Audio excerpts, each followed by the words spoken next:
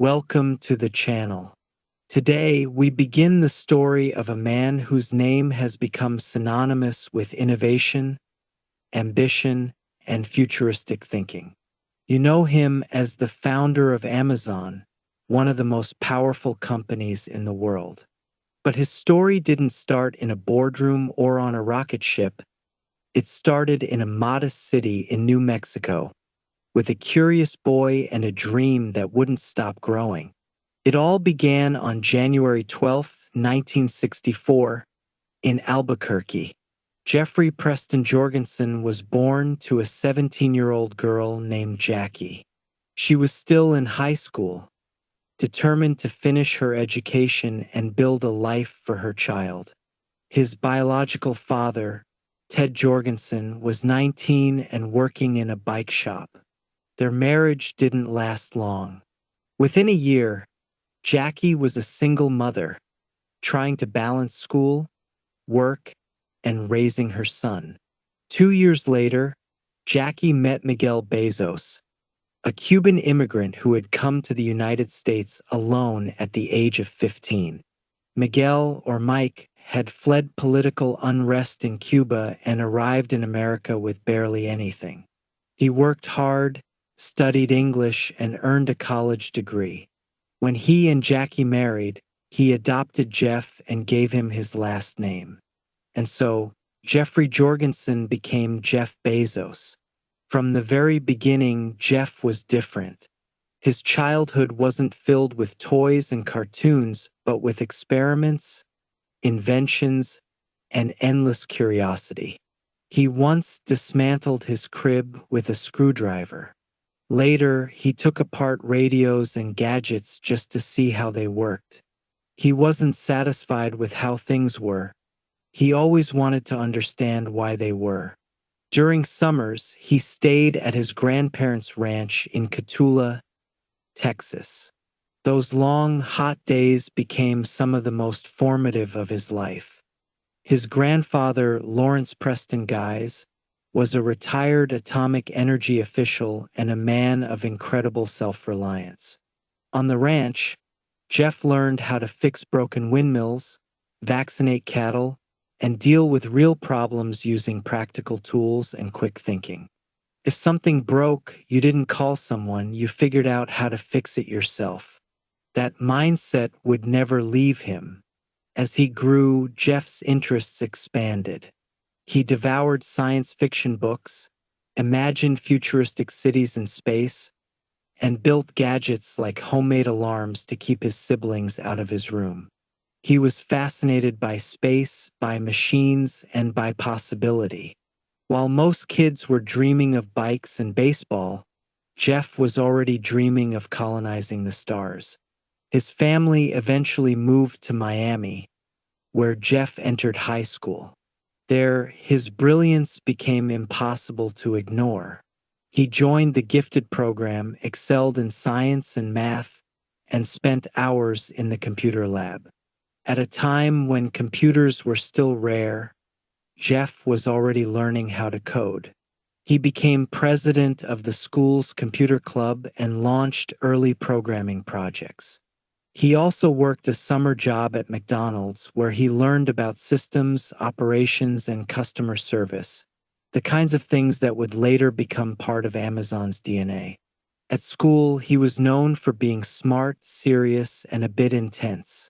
He gave the graduation speech and spoke about humanity's future in space. Many thought it was a strange topic, but Jeff wasn't trying to impress anyone. He was thinking about what could be, not what already was.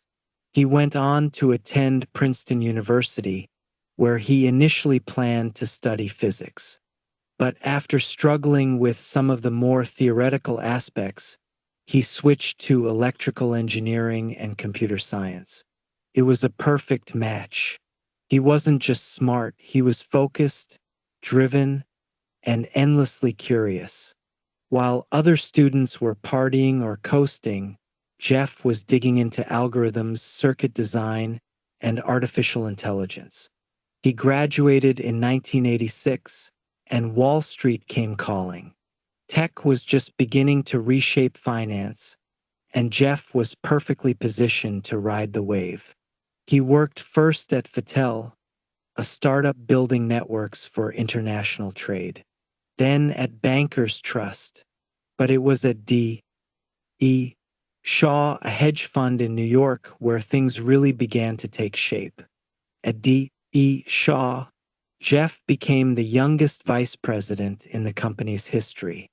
He worked on complex algorithms to find investment opportunities.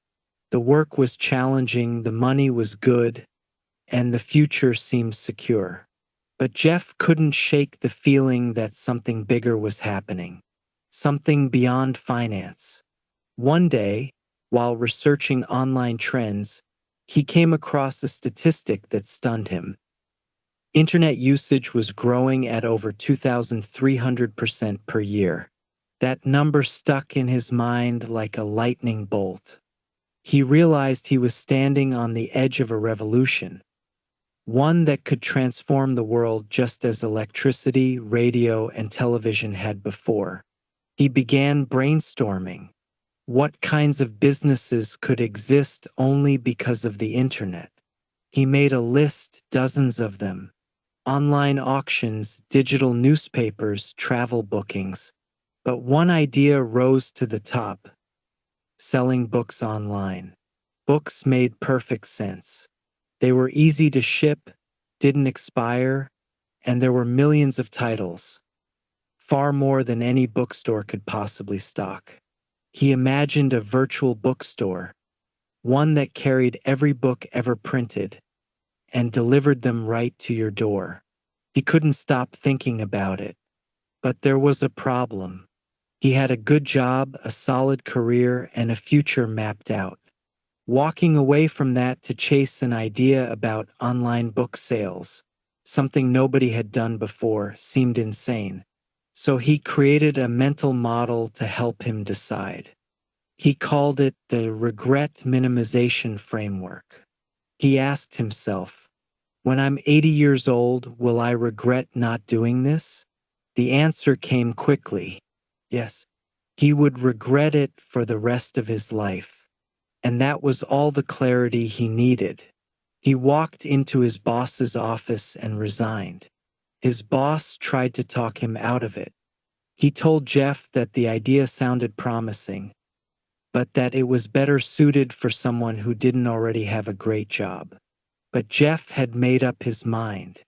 He packed up a car, grabbed a laptop and a few changes of clothes, and with his wife Mackenzie at his side, drove across the country to Seattle. In the back seat was the first draft of a business plan, scribbled on notepads and printouts. The idea had a name: Amazon.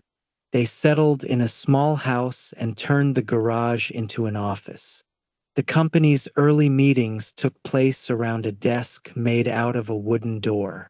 They hired a few programmers, wrote thousands of lines of code, and built the foundation of what would become one of the most disruptive companies in history.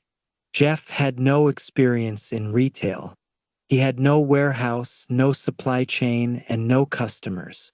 But he had a vision, a plan, and an unshakable belief that the internet would change everything. And he was just getting started. The website went live on July 16th, 1995. It was simple, just a plain list of books, a shopping cart, and a search bar. But behind that basic interface was a revolutionary idea. Customers could buy books without leaving their homes. They could browse, search, read reviews, and place orders with just a few clicks. At first, Jeff and his small team packed the orders themselves. When a book was sold, they'd buy it from a distributor, package it in their garage, and ship it out by hand. The early days were chaotic. Boxes everywhere, computers overheating, systems crashing, but sales kept growing. In just 30 days, Amazon was selling books in all 50 US states and over 45 countries. Jeff described it as shockingly big growth. But Amazon wasn't just a bookstore, it was a blueprint. Jeff was obsessed with customer experience. He believed that the most important metric wasn't profit, but customer satisfaction. Every decision, every new feature, every improvement was made with the customer in mind. Fast shipping, low prices, a massive selection, these were more than features. They were part of a long-term strategy. Jeff's vision was bold, to build the world's most customer-centric company, and that meant playing the long game. While most startups focused on quick profits or flashy headlines, Jeff was willing to lose money for years if it meant building loyalty and trust.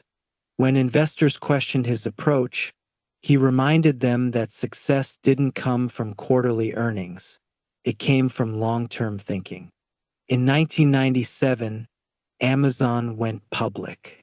The IPO raised $54 million and valued the company at around $440 million. Jeff warned shareholders that profits might not come quickly, and he was right. For years, Amazon reinvested every dollar it earned into growth. New warehouses, better software, faster delivery. It was a gamble, but one that Jeff believed in completely. Then came the dot-com bubble. In the late 1990s, internet startups were exploding in value, driven by hype and speculation. Amazon's stock soared, but so did expectations. When the bubble burst in the early 2000s, hundreds of online companies collapsed overnight. Investors fled, and analysts predicted that Amazon would be next. But Jeff had built something different. Amazon wasn't just riding the wave, it had roots. It had customers. It had infrastructure. It had a plan. And most importantly, it had leadership that refused to panic. Jeff focused on survival. He cut costs, streamlined operations, and kept pushing forward. While others crashed, Amazon endured. And then came the pivot, the moment when Amazon became more than a bookstore. Jeff had always intended for Amazon to be the everything store. Books were just the beginning. Over time, they added music, then movies, then electronics, toys, clothes, and household goods. Every new category brought new challenges. Inventory, suppliers, logistics, but Jeff welcomed them. He believed that if Amazon could become the first place people went to shop online, the possibilities were endless. In 2005, Amazon launched Prime, a membership service offering free 2-day shipping for an annual fee. It seemed risky. Would people pay up front just for faster delivery? Jeff thought they would. He believed in creating habits. If customers got used to shopping on Amazon, they'd keep coming back. And they did. Prime became a turning point, transforming Amazon from a retailer into an ecosystem. It wasn't just about selling products. It was about creating a world where everything you needed was one click away. But Jeff's ambitions didn't stop with e-commerce. He noticed something else. Amazon's engineers were spending a lot of time building internal tools for data storage, computing, and security. Tools that could be useful to other companies. So in 2006, Amazon launched Web Services, better known today as AWS. At first, few outside the tech world paid attention. But slowly, AWS began to grow. It offered businesses access to powerful computing infrastructure without having to build their own data centers. It was faster, cheaper, and more flexible than anything available at the time. Startups loved it. Then big companies followed. Today, AWS is one of the most profitable parts of Amazon, powering millions of websites and applications around the globe. It showed the world that Amazon wasn't just a retailer, It was a technology company at its core. Jeff's leadership style was often intense. He demanded high standards, pushed people beyond their limits, and never settled for good enough. Former employees have described him as brilliant, exacting, and occasionally terrifying. But they also say he inspired them to do the best work of their lives. He encouraged innovation, but not just for the sake of it. He believed in experimenting, failing, and learning. One of his core principles was that to be truly innovative, you had to be willing to be misunderstood for long periods of time. And he was misunderstood often. Critics mocked Amazon's lack of profits. Analysts questioned its strategy. Competitors dismissed its chances. But Jeff kept building. Under his leadership, Amazon expanded into new areas: Kindle e-readers, Alexa smart devices, grocery delivery through Whole Foods, streaming content via Amazon Prime Video, even original films and TV series. Each move seemed strange at first. Why would a bookstore need a voice assistant? But over time, it became clear that Jeff wasn't just trying to sell products. He was trying to reshape how people interacted with the world. Meanwhile, Jeff's personal fortune soared. As Amazon stock rose, so did his net worth. By the 2010s, he was one of the richest people in the world. But unlike many billionaires who focused on luxury or celebrity, Jeff stayed focused on his work. In 2000, he had founded Blue Origin, a private aerospace company with a mission to make space travel more affordable and accessible. The motto was simple: gradatim ferociter, step by step, ferociously. While companies like SpaceX made headlines with flashy launches, Blue Origin moved slowly and quietly, building reusable rockets and preparing for a future beyond Earth. To Jeff, space wasn't just a dream. It was a necessity. He believed that one day humanity would need to expand beyond this planet, that we'd live and work in space, preserving Earth as a kind of protected paradise. And he was willing to spend billions to make it happen. As Amazon grew, Jeff's influence touched nearly every aspect of modern life: how we shop, read, watch, listen, and work. His impact was undeniable. And yet, through it all, he maintained an engineer's mindset: solve problems, build systems, think long-term. Even when the spotlight turned on him, whether through media profiles, public criticism, or political scrutiny, he rarely responded with emotion. Instead, he returned to his principles: obsess over customers, invent relentlessly, and never stop thinking about what comes next. By the late 2010s, Amazon had become a giant. It was one of the most valuable companies in the world, and Jeff Bezos was the richest man on the planet. But power also brought scrutiny. Amazon faced criticism over working conditions in its warehouses, its treatment of third-party sellers, and its growing influence over markets and data. Jeff didn't shy away from the controversy. He acknowledged the challenges, defended his company, and sometimes made bold moves to address them. He increased wages, invested in sustainability, and committed Amazon to reaching net zero carbon emissions by 2040. But critics still pushed back. For every innovation, there were questions about responsibility, fairness, and power. And Jeff, for his part, kept moving forward. In February 2021, Jeff Bezos made a surprising announcement. He would step down as CEO of Amazon. After nearly 3 decades leading one of the most transformative companies in history, he was handing the reins to Andy Jassy, the head of Amazon Web Services.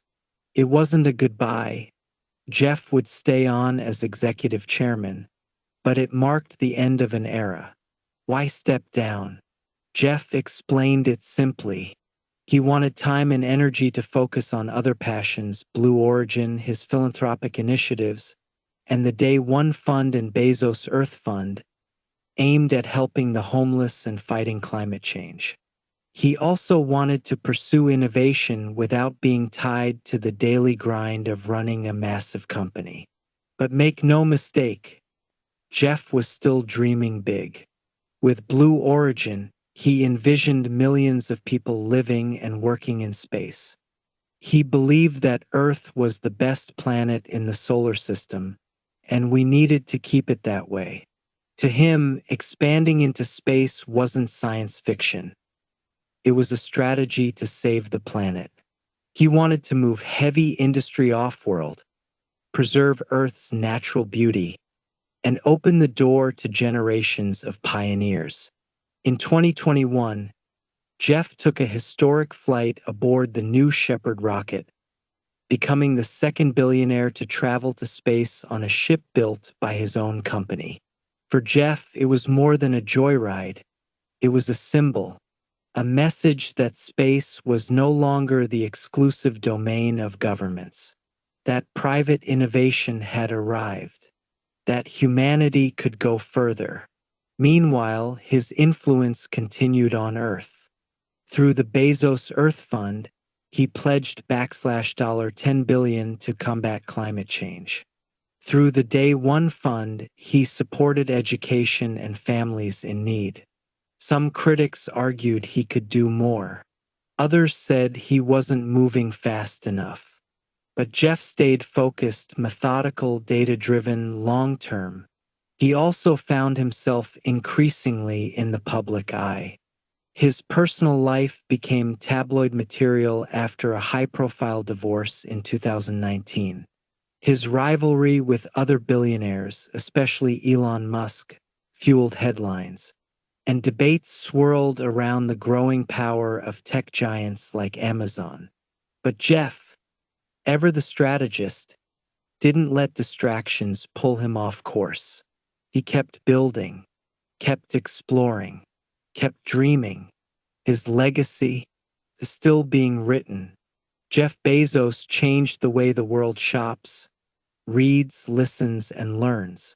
He turned an online bookstore into a global force that touches nearly every part of modern life. He pioneered cloud computing, reimagined logistics, and reshaped retail. He took risks few others would dare to take, and proved that vision, patience, and relentless focus could conquer even the biggest challenges. Whether you admire him or criticize him, one thing is clear: Jeff Bezos built something extraordinary. And he's not done yet. As we look to the future of technology, of space, of business, we'll be following in the footsteps of a man who refused to think small.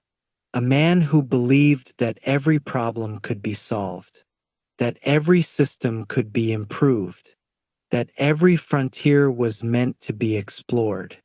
If you enjoyed this story and want to hear more incredible journeys like Jeff Bezos's, make sure to subscribe to the channel. Your support means a lot, and if there's a person or story you'd love to hear next, drop your suggestions in the comments. I read every one.